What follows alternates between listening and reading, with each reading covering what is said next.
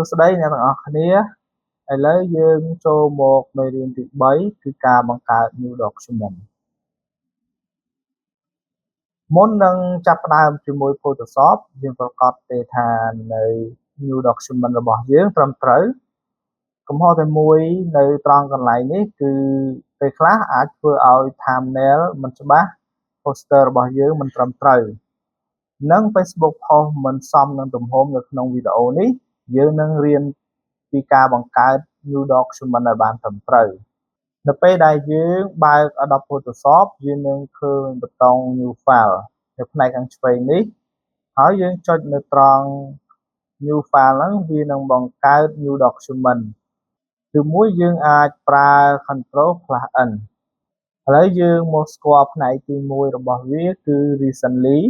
គឺបង្ហាញ preset ដែលបានប្រើប្រាស់ថ្មី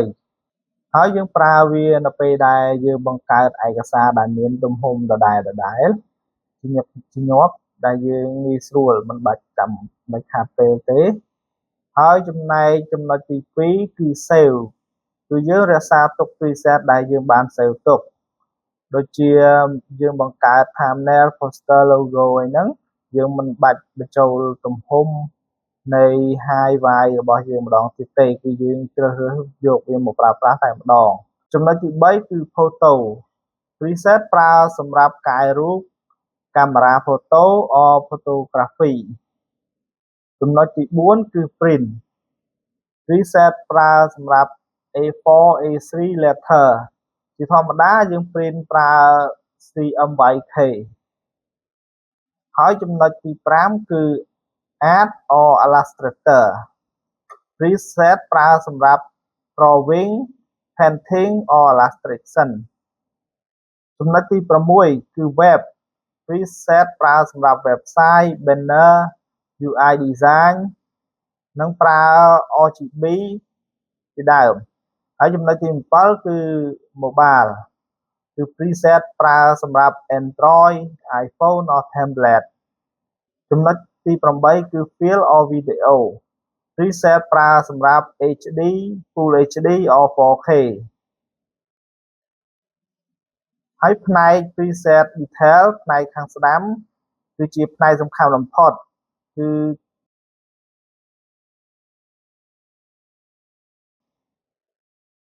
ដូចជាយើងអាចឧទាហរណ៍បង្កើត YouTube thumbnail or poster ជាដើម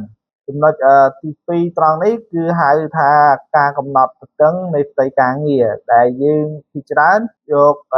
1920ហើយຂະຫນាតវាជា pixel ចំណុចទី3ត្រង់នេះគឺហៅថា height គឺកំណត់កម្ពស់ទាំងការងារហើយយើងយក18 pixel ចំណុចទី4 unit នេះគឺយើងជ្រើសរើសយក pixel យកຂະຫນាតជា inch ហើយគេណែនាំឲ្យយើងប្រើដូចជា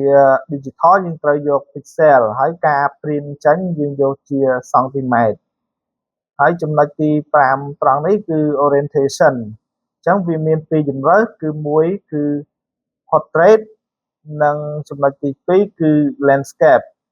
portrait គឺលក្ខណៈការងារគឺបញ្ឈរហើយ landscape គឺលក្ខណៈការងារហ្នឹងគឺលក្ខណៈផ្ដេកក្តាស់ផ្ដេកហើយចំណុចទី6គឺ artboard ប្រើសម្រាប់ជ្រើសរើស UI design mobile or web សារជាដើម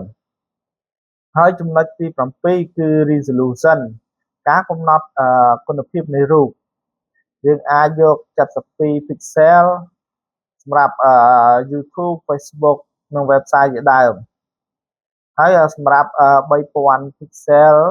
នឹងប្រើសម្រាប់ print poster ជាដើមចំណុចទី8គឺ color mode មានដូចជា RGB color CMYK color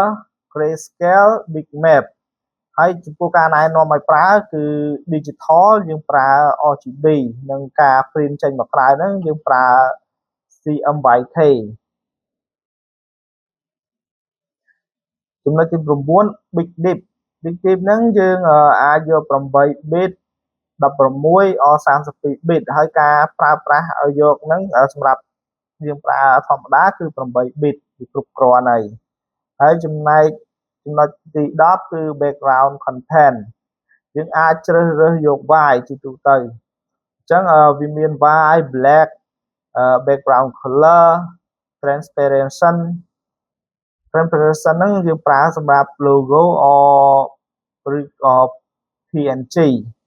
ពីហ្វាយយើងហ្នឹងហើយចំណុចទី11 advanced option advanced ហ្នឹងវាមាន color profile សម្រាប់កំណត់គ្រប់គ្រងពណ៌និងសម្រាប់អ្នកចាប់ផ្ដើមដំបូងគេប្រើ default ហើយ pixel space ration ហ្នឹង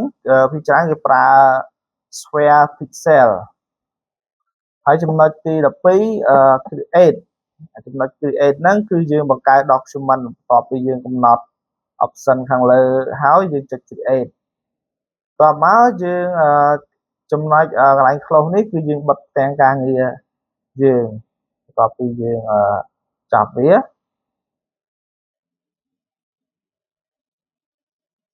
ចឹងយើងបានដូច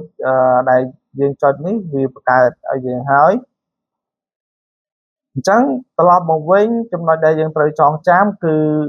file new និង create ផ្ទាំង document ថ្មីហ្នឹងយើងអាចប្រើ shortcut Ctrl+N និង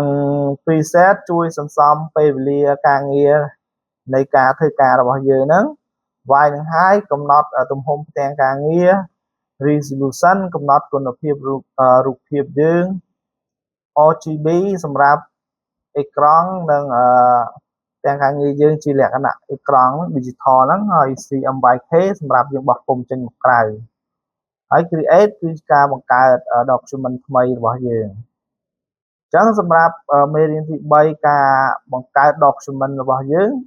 គឺមានតែប៉ុណ្្នឹងទេបាទសូមអរគុណជួបគ្នានៅមេរៀនទី4បន្តទៀត